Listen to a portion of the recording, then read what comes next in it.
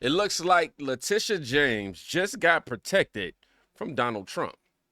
But you are the one paying for it. Yep, that's right. New York just slipped in a $10 million bailout for Letitia James, apparently, into this new budget bill. Let's go ahead and read this post from the New York Post, actually. Albany sneaks in a budget language that would put NY taxpayers on the hook for Tish James' legal bills if she's probed by Trump administrations. Now, Albany Democrats are expected to sign off on a provision allowing certain officials to tap into $10 million into a $10 million fund to cover any reasonable attorney fees and expenses incurred, even as part of probes not directly related to their state employment. The language is being slipped into New York's operations budget bill, one of several expected to be made public and voted on, starting Wednesday as the legislature moves to pass next year's physical plan. Multiple sources told the Post that the specific language in the bill would apply to James' looming legal fight. Yeah, that's right, man. She's saying, look, I'm going to go after Trump, you spending your money, and if he come after me, I'm going to spend his money too. I'm going to spend y'all money too. Now, New York Republican State Committee Chairman Ed Cox quickly lashed out over the move to slip a legal bailout to James, calling it an outrageous and abuse of power and a slap in the face to every New Yorker. This is what, quote, this is what corruption looks like in plain sight. Political insiders rigging the system to protect their own while hardworking families get shortchanged, he said in a statement. Quote, Tish James used the office to wage partisan lawfare against her political opponents, and now New Yorkers are footing the bill for the consequences. Yeah, I don't think that's fair at all. You know what I mean? They even put a statue out there in New York that many are saying resemble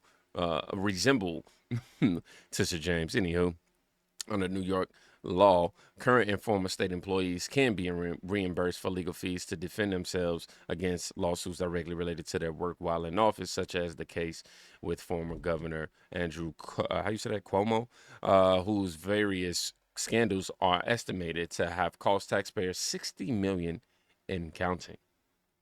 We're going to read this part right here and these two parts right here, and I'm going to move on.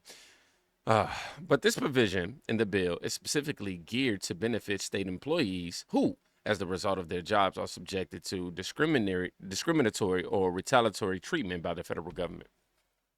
While the bill language shared with the Post doesn't mention James by names, it indicates state employees could be covered if the legally compulsive process was initiated by the feds after January 1st, meaning following President Trump's election. It's not looking too good for you. It's not looking too good. For officials, taxpayers may be footing the bill for Letitia James's legal fees related to that mortgage fraud, the series of allegations that we broke right here on The Angle. Governor Kathy Hochul's budget bill now has language that would actually put taxpayers on the hook for officials dealing with Trump administration-led investigations. So if the DOJ takes up Tish's criminal referral and this bill passes, she could end up tapping into a $10 million fund to cover any reasonable attorney's fees and expenses incurred. Here to unpack that is New York State Senator Rob Ortt. I smell cover-up. Senator, thank you for joining us. How will this go over with the hardworking men and women of New York who've already seen enough of her games for a while? Yeah, I mean, you're already in the highest tax state. There's any number. We're going to pass a budget, Laura, that's going to be about $255 billion here in New York in the next couple days, passed, by Democrats in both the Senate Assembly, by Governor Hochul. And this is maybe one of the more egregious. They're going to take $10 million of public money, tax dollars, for private legal defense. Don't forget, this is regardless of whether it's even related to your job. So even if somebody else had a DUI, they could tap into this fund under this law. But this was drawn up expressly for one official, Tish James, to defend, so she can use the tax dollars from Yeah, her it was legal just a slush defense fund. Yeah. against the federal government. Legal slush It's a fund. complete Yeah, legal slap in the slush face of fund the because taxpayers. allegedly she wanted certain benefits that she got by fraudulently stating things allegedly on these mortgage applications. Senator, thank you very much. So let me get this straight, y'all. Let me get this straight. Letitia James, she went after Trump, right? Now she might get investigated by his DOJ. And instead of fighting fair, the state of New York decided they wanted to sneak in a $10 million bailout to protect her using your money.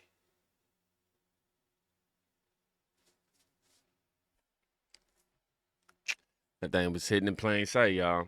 Buried in the budget bill, not even directly named, but timed perfectly, and applies to Letitia James after January 1st, right when Trump begins his second term. How convenient. I don't know, man. It just feels like a shield against accountability. I don't know. This isn't just protection from random lawsuits, in my opinion. This feels like they know what's up.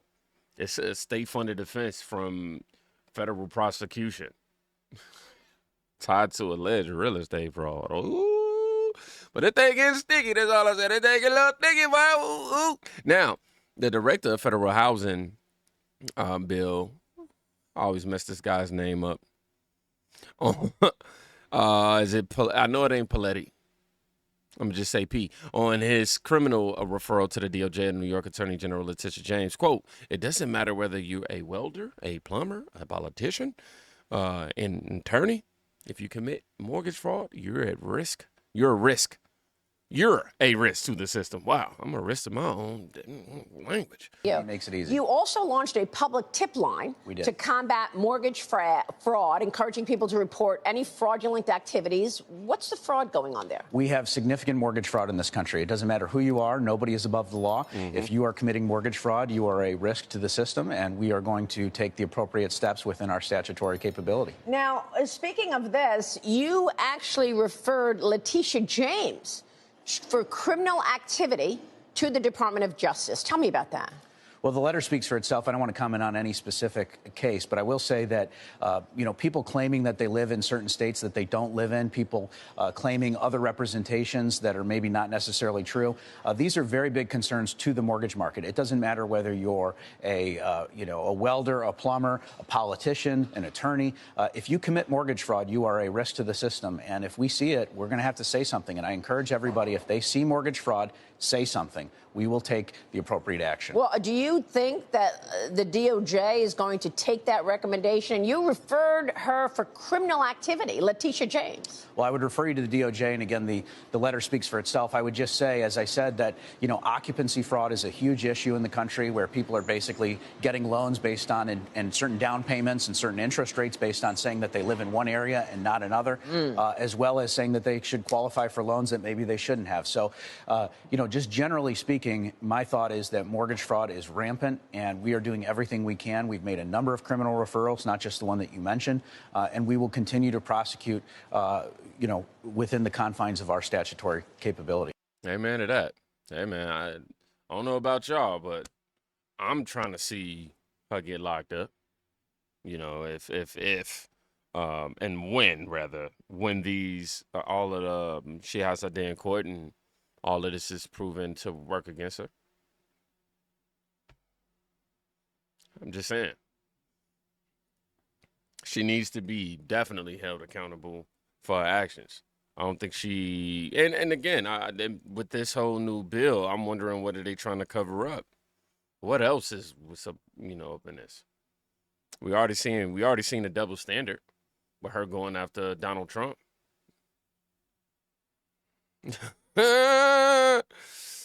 Now, White Collar Fraud posted this right here.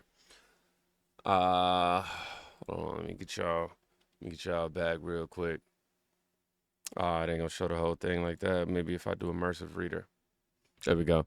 Letitia James spent $41K in taxpayer funds on private jet flights while campaigning. Private jets, missing contracts, and troubling parallels to campaign travel. Now, 41,880 cents not documented in the how you say that? Comptroller's portal. Now, over a 13-month period, New York Attorney General Letitia James' office spent over $41,000 in taxpayer funds on private jet travel. Type stuff that, I wonder if her licenses are in question. The flights were paid to a vendor used by no other New York state agency with no visible contracts, passenger records, or travel justifications in public databases. Several trips aligned with known campaign events. No reimbursements appear in state or campaign records. The same vendor was later paid by James's campaign. A private jet takes off, no public schedule, no contract identifier appears in the state comptroller's, hopefully I'm saying that right, public transparency portal, no explanation except for the payment record. Yep, and taxpayers are covering it. So not only have y'all y'all about to pay for this whole legal defense, but y'all have already been paying for her travel. Over 13 months, New York Attorney General Letitia James, okay, no, hold on, we already said that. Instead, it bought six flights that exist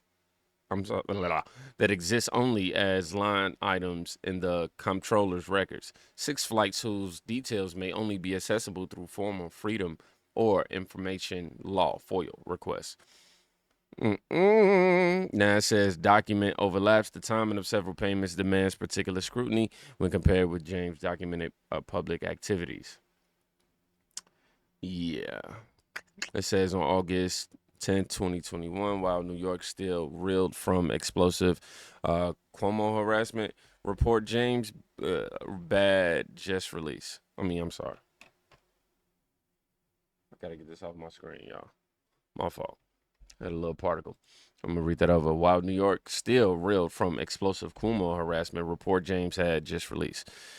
Her office authorized a $7,000 payment to Venture Jets. That same day, her campaign paid for Martha's Vineyard's house. Documented by the Washington Free Beacon. Public records confirm James' presence on Martha's Vineyard during this period. She was photographed at an Ebony Media Group celebration and later spoke at. But they out here living luxurious off of this tax money, man. Yeah, man, I see why they're trying to put that up in the budget bill for you. It's looking a little spooky for you. That's all I'm going to say. Now, we got Byron Donalds speaking to this. On Valentine's Day, he's actually demanding. Roses are red, violets are blue. No one's above. He's actually demanding the arrest for Letitia James, which I don't disagree with whatsoever. Let me go ahead and scroll this up for y'all, get y'all together. On Valentine's Day a year ago, roses are red, violets are blue. No one's above the law, even when you think the rules don't apply to you. Ooh, Happy Valentine's Day. She, of course, referring to Donald Trump. Our next guest using that tweet against her. No one is above the law, even when you think the rules don't apply to you. Letitia James. Florida Congressman and Florida gubernatorial candidate Byron Donalds is with us. Congressman, it's great to see you. Pretty ironic. Karma, payback, revenge, all of them apply here. Do you think the DOJ actually charges her? Well, look, if it's clear that she violated the law and she was committing mortgage fraud, not to mention, as I understand it, if you're going to be the New York Attorney General, how are you claiming that you live in another state? That just doesn't work. Make sense. And so if all these things pan out to be true, she should be charged. She was quick to charge Donald Trump, saying that he put fraudulent information on a loan application. Well, that's what she's accused of doing right now. And she also accused Donald Trump of saying that Mar-a-Lago is worth $18 million. I mean, we all know that was just stupid and a lie. So if they go through their investigation and they find evidence, probable cause, that she was committing mortgage fraud for her own benefit, of course she should be charged. That's the way our system of justice works. It all happened in 2023. So that's when she falsified these records, allegedly. And that was the same year she put Donald Trump on trial. Do you have any concerns about her being married to her father? Is that something we need to look into? Listen, I think everybody's got concerns about that one. That's just not something that everybody thinks is cool. I don't. It's just weird, to quote a former person running for the vice presidency that we won't talk about. But look, at the end of the day, this is what happens. You have these officials who want to go on these witch hunts while at the same time they're doing dirt behind the shadows, in the shadows. It's simply wrong. She should be held accountable like anybody else. Amen to that. And I say to that, let it happen. Let it happen. I'm sitting back waiting, going, any day now, especially after, we getting, how do I say, we're waiting around for Pam Bondi to start Pam Bondi and cash. We need some accountability held here. I'll tell you what, be safe. Go check on somebody today. You can quite literally be saving their life. Stay prayed up, man. Keep God first.